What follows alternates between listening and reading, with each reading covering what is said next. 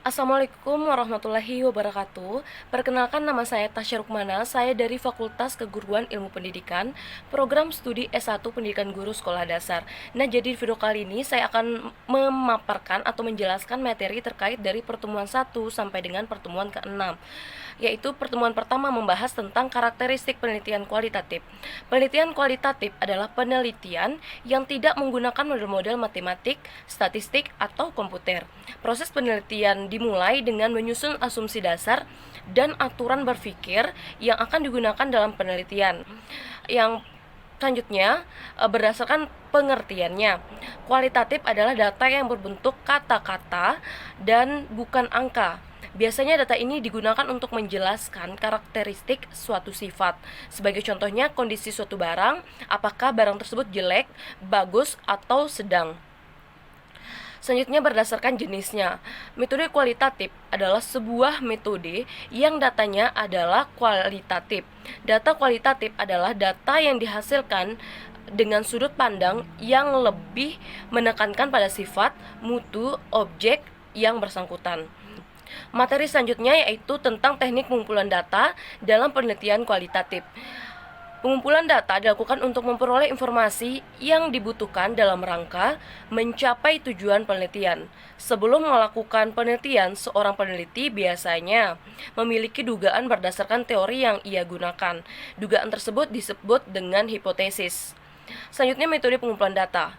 Metode pengumpulan data adalah teknik atau cara yang dilakukan oleh peneliti untuk mengumpulkan data. Ada berbagai metode pengumpulan data yang dapat dilakukan dalam sebuah penelitian. Metode pengumpulan data ini dapat juga digunakan secara sendiri-sendiri, namun dapat pula digunakan dengan menggabungkan dua metode atau lebih. Beberapa metode pengumpulan data diantaranya yang pertama, wawancara. Wawancara adalah teknik pengumpulan data yang dilakukan melalui tatap muka dan tanya jawab langsung antara peneliti dan narasumber. Yang kedua, observasi. Observasi adalah metode pengumpulan data yang kompleks karena melibatkan berbagai faktor dalam pelaksanaannya. Yang ketiga, angket atau kuesioner. Kuesioner merupakan metode pengumpulan data yang dilakukan dengan cara memberi seperangkat pertanyaan atau pernyataan tertulis kepada responden untuk dijawab. Yang keempat, studi dokumen. Studi dokumen adalah metode pengumpulan data yang tidak ditunjukkan langsung kepada subjek penelitian. Selanjutnya, materi terkait penelitian analisis dokumen atau analisis konten. Pengertian penelitian analisis konten secara umum, analisis konten merupakan metode penelitian yang digunakan untuk mengetahui kecenderungan isi komunikasi. Ada dua pendekatan yang sering digunakan, yaitu analisis konten kuantitatif dan analisis konten kualitatif. Analisis konten atau analisis isi adalah penelitian yang bersifat mendalam terhadap isi suatu informasi tertulis atau tercetak dalam media massa. Baik, yang selanjutnya, tujuan penelitian analisis konten. Adapun tujuan penelitian analisis konten, yang pertama yaitu menggambarkan karakteristik pesan. Yang kedua, menarik kesimpulan penyebab dari suatu pesan. Berbagai dokumen yang menjadi fokus dalam penelitian analisis konten. Yang pertama, pendekatan kualitatif dan pendekatan kuantitatif. Adapun selanjutnya, proses penelitian analisis konten. Sebagai metode yang sistematis, analisis isi mengikuti suatu proses tertentu. Tahapan proses analisis isi adalah yang pertama, merumuskan tujuan analisis. Yang kedua, konseptualisasi dan operasionalisasi. Yang ketiga, lembar coding atau coding set. Yang keempat, populasi dan sampel. Yang kelima, training atau pelatihan coder dan pengujian validasi reliabilitas. Yang keenam, proses coding. Yang ketujuh, perhitungan reliabilitas final. Yang kedelapan, input data analisis. Untuk materi keempat yaitu terkait penelitian studi kasus. Dalam tradisi keilmuan, penelitian kualitatif dikenal juga terminologi studi kasus atau case study sebagai sebuah jenis penelitian. Studi kasus diartikan sebagai metode atau strategi dalam penelitian untuk mengungkapkan kasus tertentu. Selanjutnya, tujuan penelitian studi kasus. Menurut Yin, penelitian studi kasus pada awalnya bertujuan mengambil lesson learned yang terdapat di balik perubahan yang ada. Tetapi banyak penelitian studi kasus yang ternyata mampu menunjukkan adanya perbedaan yang dapat mematahkan teori-teori yang telah mapan atau menghasilkan teori dan kebenaran yang baru. Selanjutnya yaitu karakteristik penelitian studi kasus. Yang pertama, peneliti harus dapat memahami dan menempatkan objek penelitian sebagai suatu kasus.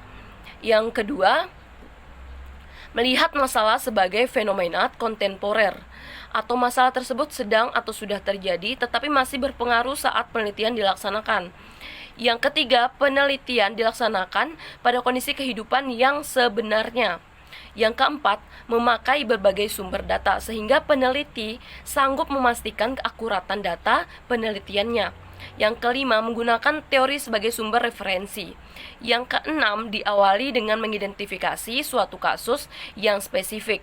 Yang ketujuh, dapat disusun untuk menggambarkan kasus intrinsik atau kasus instrumental. Dan yang kedelapan, memperhatikan pemahaman tentang kasus. Dan yang terakhir atau yang kesembilan, diakhiri dengan kesimpulan tentang seluruh makna yang didapatkan dari kasus. Selanjutnya yaitu tentang pemilihan sampel dalam penelitian studi kasus. Yang pertama, pengambilan sampel non-probabilitas, dan yang kedua, probabilitas sampling. Selanjutnya, teknik pengumpulan data dalam penelitian studi kasus. Yang pertama, ada observasi, merupakan suatu metode yang dijalankan secara sistematis dan dengan disengaja diadakan dengan menggunakan alat indera sebagai alat untuk menangkap secara langsung kejadian-kejadian pada waktu itu terjadi. Yang kedua yaitu kuesioner, merupakan suatu cara atau metode penelitian yang menggunakan daftar pertanyaan yang harus dijawab oleh responden. Dan yang ketiga, interview atau wawancara, adalah percakapan dan tanya jawab yang dilakukan untuk mencapai tujuan tertentu. Wawancara dilakukan bila peneliti bermaksud untuk memperoleh pengetahuan tentang makna-makna subjektif yang dipahami individu berkenaan dengan topik yang diteliti. Dan yang keempat yaitu sosiometri, merupakan salah satu metode penelitian dalam psikologi sosial. Dan untuk materi kelima yaitu penelitian etnografik. Penelitian etnografi atau etnografik adalah metode kualitatif di mana peneliti mengamati dan atau berinteraksi dengan subjek yang diteliti di lingkungan kehidupan nyata mereka. Tujuan penelitian etnografi menurut Spradley 1997 mengungkapkan beberapa tujuan penelitian etnografi, yaitu yang pertama, untuk memahami rumpun manusia. Yang kedua, etnografi ditunjukkan guna melayani manusia. Ini berkaitan dengan prinsip yang dikemukakan Spradley, yakni menyuguhkan problem solving bagi permasalahan di masyarakat, bukan hanya sekedar ilmu untuk ilmu. Adapun jenis-jenis dari penelitian etnografi adalah yang pertama, etnografi realis. Etnografi realis adalah pendekatan populer yang digunakan oleh para antropolog budaya. Yang kedua yaitu studi kasus. Studi kasus adalah jenis etnografi yang penting. Meskipun berbeda dari etnografi dalam beberapa cara penting, peneliti studi kasus dapat fokus pada program acara atau kegiatan yang melibatkan individu daripada kelompok. Yang ketiga yaitu etnografi kritis. Etnografi kritis adalah jenis penelitian etnografi di mana penulis tertarik untuk mengadvokasi pembebasan kelompok-kelompok yang dipinggirkan dalam masyarakat kita.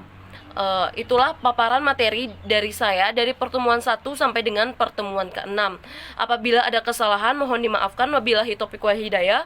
Wassalamualaikum warahmatullahi wabarakatuh.